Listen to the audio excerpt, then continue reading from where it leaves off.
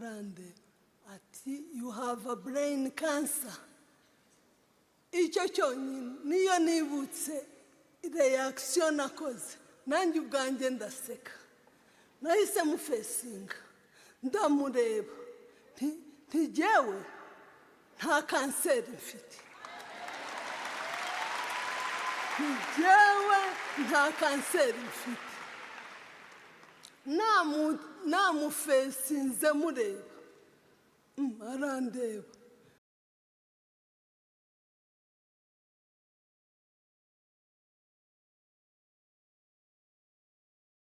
Muri salle d'opération hari ahantu batubwiye ngo hari nka kabariyeri ati rero nimuganire hanyuma nta espoir yo gukira babonaga ati muganire tubahaye 5 minutes hanyuma umusezere. Bavuze ngo ansezere yagize emotion amarira mbona araje. Ndamubwira sheri we ntugire ikibazo nujya kumva ufite ubwoba wumve yuko King na Teta ntashobora kubasiga. Nuko narinjiye numva yuko mfite iyo confidence, numva yuko mfite kwizera ko ntashobora gupfa. Bambaze amasaha 8 ubwonko burabyimba burenga nivo yaho bwakagombye kuba. Bari bakuyeho igipfundikizo cy'ubwonko basanga gifite inyama kizabora bagishyira muri frigo. Urumva nasiganye pati imwe iyindi iri muri frigo. Nagiye muri koma iminsi 4. Nukuvuga ngo navuye muri koma ubwonko butarasubira hasi ngo basubizeho cya gice. Ariko ndashima Yesu cyane. Ndashima Yesu, ndashima Yesu.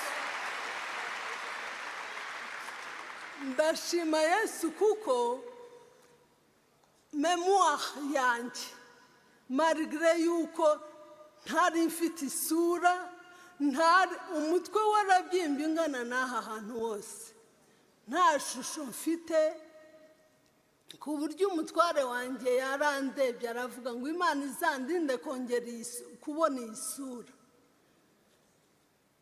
Byari bikomeye, rwari urupfu, ariko Yesu yagize neza. Mva muri koma.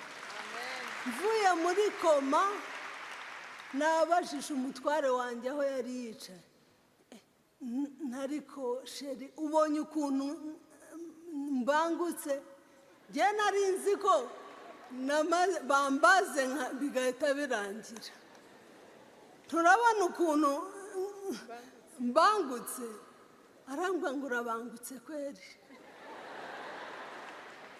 Ninamaze ya masaha ati cyane, naho yatinyaga kumbwira ko napfuye iminsi 4 kuko nari muri ICU arama mashini akora. Ati niyo bakoresheje yanga kubimbwira ngo ntazanga gusubira muri salle d'opération ngo basubizeyo cya gice, ntiyanabimbwira. Ariko nyuma agakana nahasize amateka. Uko nari imeze sinigeze ntaka. Sinigeze ntaka ngo niganyire. Narababaraga nkumva Yesu arahari, nkumva Yesu andiro. Abaganga bakaza bakandeba bati hariye tumeze ute? Yesu yamaze kunkiza, ni Yesu yamaze kunkiza ubungubu.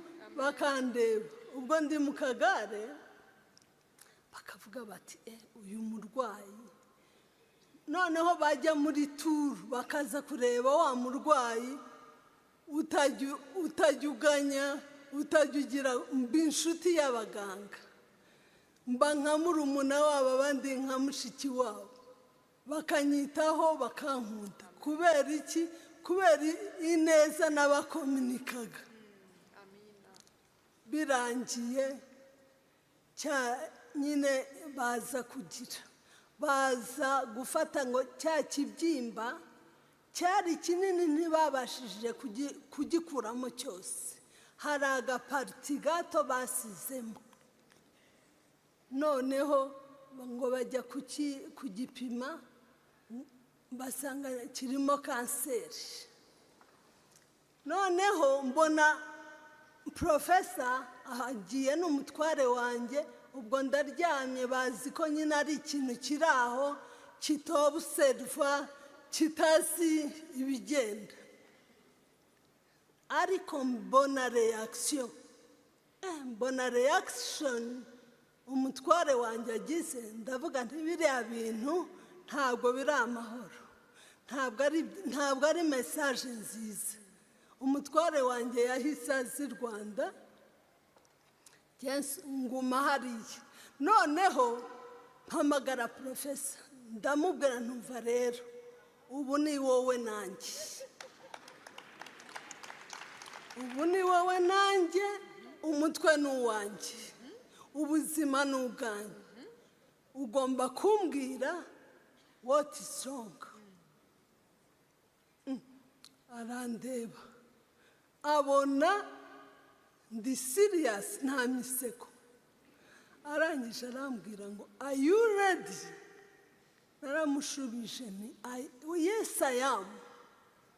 Arandeba ati you have a brain cancer. Icyo cyonyine niyo nibutse reaction nakoze, nanjye ubwanjye ndaseka, nahise mufesinga ndamureba ntigewe nta kanseri mfite,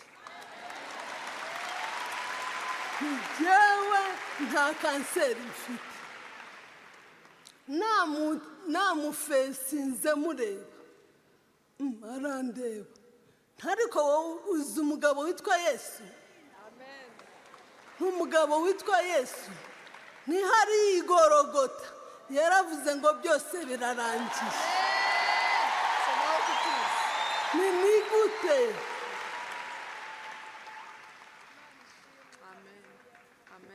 Ni gute naba mfite kanseri kandi byose byararangiye igorogota? Profesa yarandebye asanga yibaza niba ncanganikiwe, niba bigenze gute, kandi abona nshinze urubanza. Ndangije ndamubwira ntahubwo kugira ngo nkumenyeshe ko Yesu yamaze kunkiza kanseri, ndischarginga muri ibi bitaro, ntacyo ndiho nkora, ngiye guhura n'uriya mugabo witwa Yesu. Nahamagaye abantu twari tuziranye b'Abanyakenya, baza kuntwara tujya gusenga nabo. Noneho umunyarwanda wari uhari aravuga ngo asigara abwira profesa ati uriya mudamu nta kubaganye, kubona agiye ameze kuriya. Profesa yaratuje akanwa ke atangira guhanura ati rero maze 40 years nkora uyu murimo, ariko sinigeze mbona umurwayi umeze nk'uriya mubyeyi. Ati afite ikintu kimurimo ntasobanukiwe, ariko iriya kanseri izakira. Ati kandi n'akariya ka wheelchair yicayemo azakavamo. Murabibona ko ntako ndimo, nta wheelchair. Kubera Yesu. Yesu nashimwe. Haleluya. Sinzi icyo nakwitura Yesu keretse kumwiha wese. Nuko ubwo naje kuva aho ngaho, ariko ntari umuntu muzima, nari nteye ubwoba, imirari ari myinshi, ijosi ridafashe, meze nk'ikigoryi. Abantu bambonaga bose apparence yanjye yari uko ntakomeye mu mutwe, kandi cya gice cy'umutwe kiri muri frigo nabashije kuvuga inomero nzibwira umutware yari yarazibagiwe ngo abwire abantu yuko navuye muri koma. Arabyivugisha ati ubu rero abantu b'i Kigali ariko ariho yivugisha atambwira kuko yarazi ko ntacyo namumarira. Ati nabuze inomero zabo ngo mbabwire ko wavuye muri koma. Turashaka izande cya gice. Arambwira ngo n'uwampiza Louise, uwo Louise twarabanye mu bihe bikomeye n'ibyoroshye.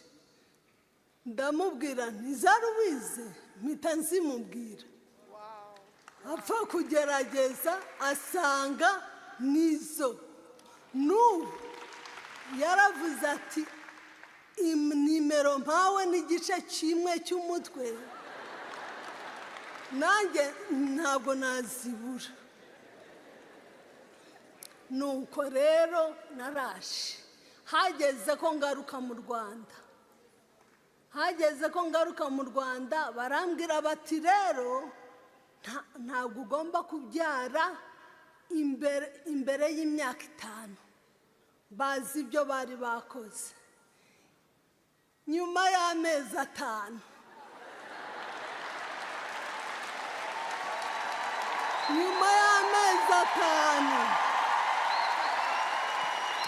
mbambyaye impanga 3.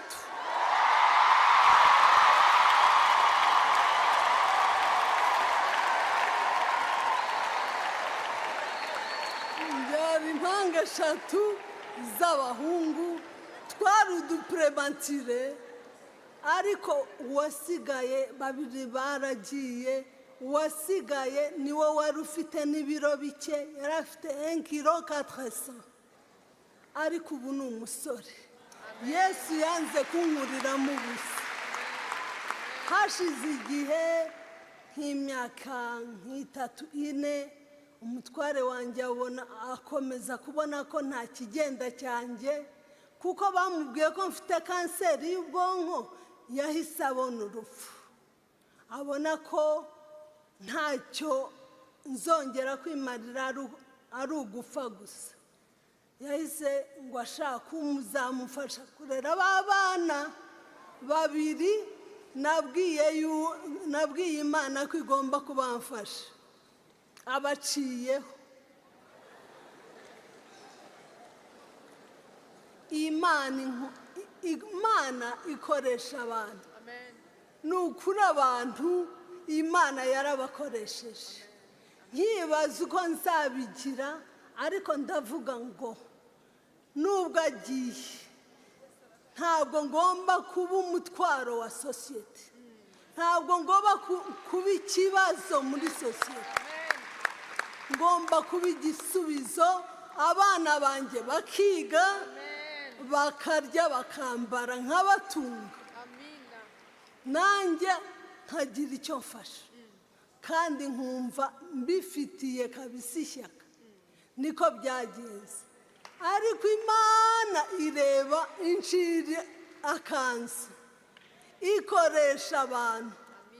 Ubwo najyaga gusaba akazi meze nteye ubwoba, njya n'ahatari peri dofure nk'umusazi wese.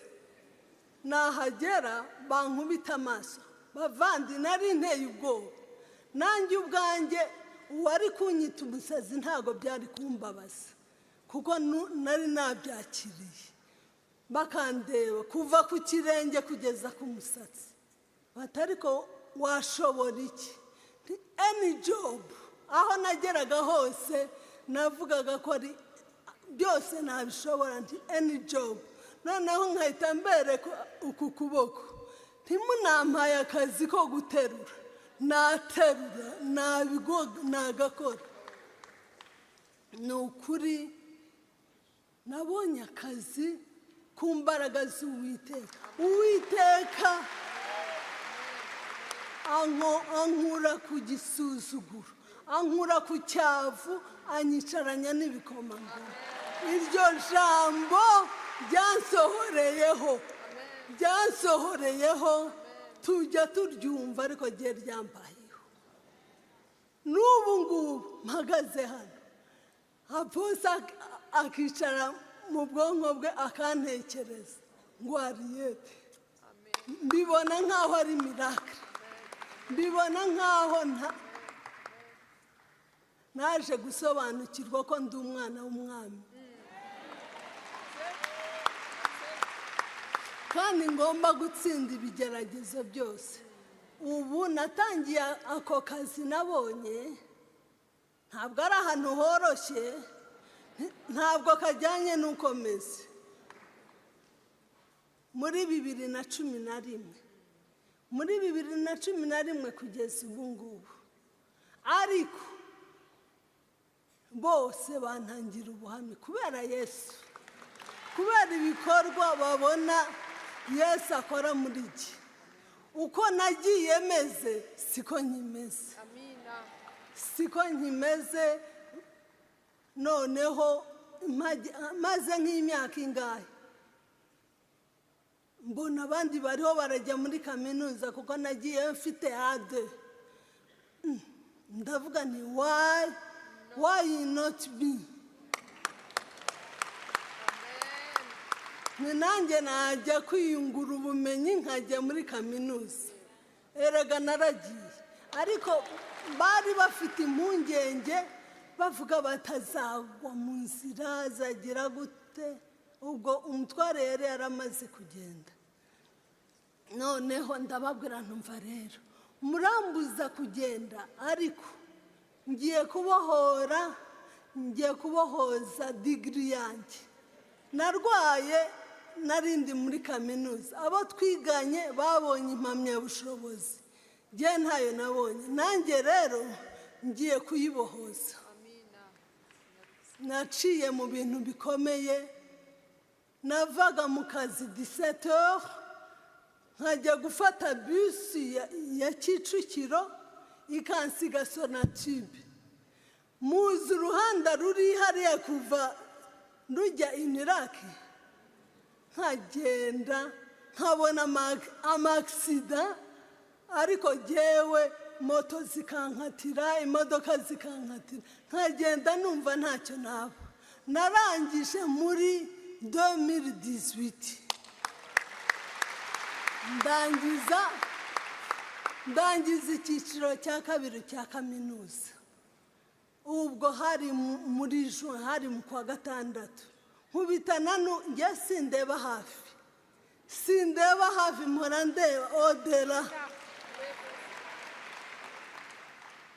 Noneho nkubitana no kwiyamamaza kw'abadepite. Ndiyandikisha njya kwiyamamaza. Mbona ndi na depite. Njya kwiyamamaza, numvaga ngomba gukomunika abanyarwanda imbaraga z'ubutsinzi. Ariko ntibyaciyemo, ariko sinacitse intege. Naravuze nese ibi bintu nabikomunika gute? Nanditse igitabo muri COVID. Hagati aho ndi n'umwanditsi. Nanditse igitabo cyitwa ngo wicike intege. Icyo gitabo ni umuti, mu by'ukuri ni umuti wa benshi, wavura abantu benshi. Nuko noneho haza kuzumu abantu baravuga batabashaka kwiga masters, tuzabishyurira. Noneho nshaka ibyangombwa bya bachelor, nzana na invoice ndabibaha. Njya kwiyandikisha, ntangira njya hahandi nzi banzi. Ndangije ndatangira ndiga kubera yuko bari bamenyereye, bazi ko ndi inyangamugayo. Nariyishyuriraga no muri bachelor. Ntabwo bangizeho ikibazo mu bizamini barandekaga nkagenda nkakora ibizamini ngeze kwandika igitabo muri masters barambwira batariyete uzi n'iyindi nkuru ntabwo bakwishyuriye ndavuga uru ni urucantege rwa satani nsaba kredi y'igice iyi ni satani ntabwo mwemerera ko ncira igikorwa natangiye hagati nsaba kredi y'igice ndababwira ntayandi nzayabaha bavandi mumenye ngo aposo ni ukuri arerekwa njye ntacyo nigeze mubwira njye ntabwo twigeze tuvugana ku kibazo ariko natangajwe ndi nicaye mu rusengero ariko uko nagiye muri women foundation ministry ndagubwe nabaye umwana w'umwami nkava hariya kuri gate bakaza kumprotokora nkavuga nti ibi ni ibiki bakantwaza agasakoshi nkavuga ngo ibi ni ibiki bakamfata akaboko noneho nkabona n'umushumba mfitiye icyizere icyo gihe nicaye arambwira ngo Henriette ngo yari yaragiye hanze yaragarutse ati ntutahe ngo ufitiye kado nkumva ko ari nk'umwenda wenda ari ikindi kintu ndicara ngiye kubona mbona bampaye envelope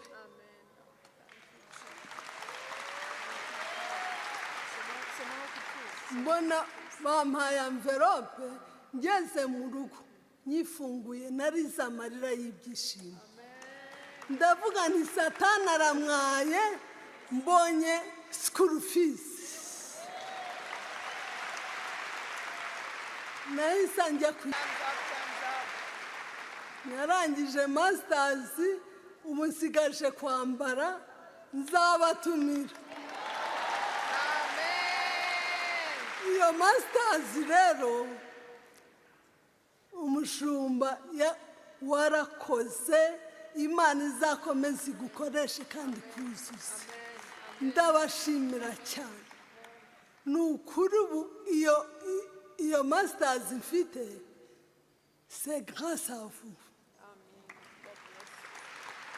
imana ibaha umugisha ibagirire neza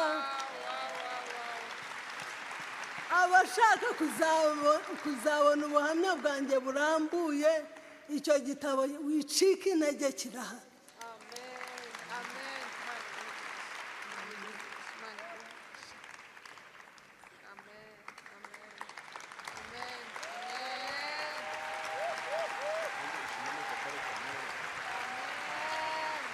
Thank you so much. It's scans in Rwanda, but RPF supported her so much, and she's very grateful. First, they financed her to go to Kampala for a CT scan, and it was a tumor indeed. And they gave her results, which she brought back to King Faisal.